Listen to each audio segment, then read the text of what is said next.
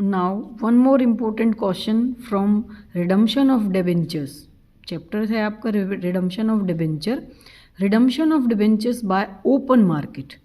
Open market में की activity के थ्रू एक कंपनी अपने डिबेंचर्स को कैसे रिडीम कर सकती है।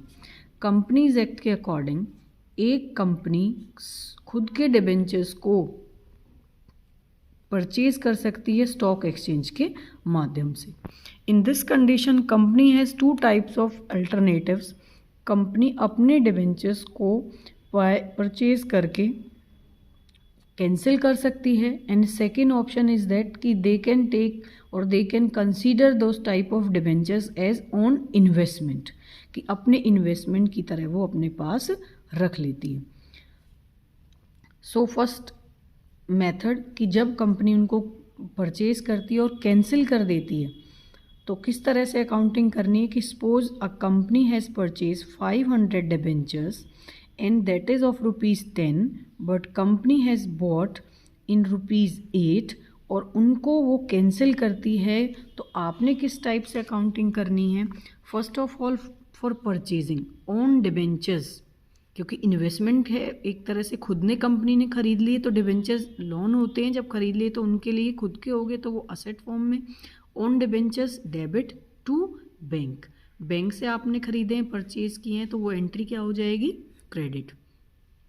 और 500 डिबेंचर्स हैं, ₹8 का आपको ये डिबेंचर पड़ रहा है, that is why 500 into 8 4000।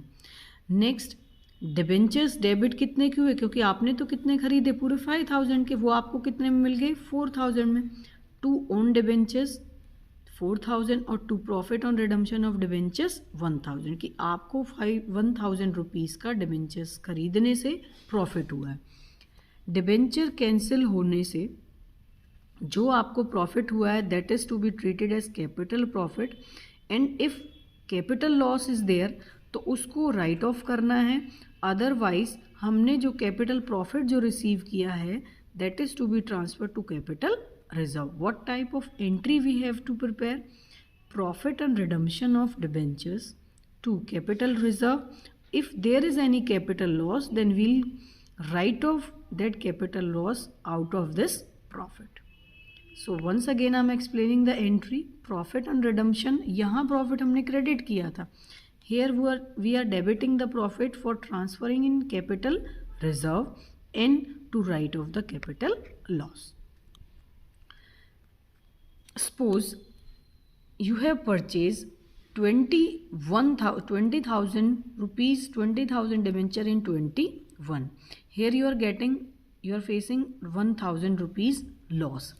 So इसकी अकाउंटिंग कैसे करनी है, एंट्री परचेज करने की सेम, बिकॉज बैंक आपका कम होगा तो bank credit on debentures to bank.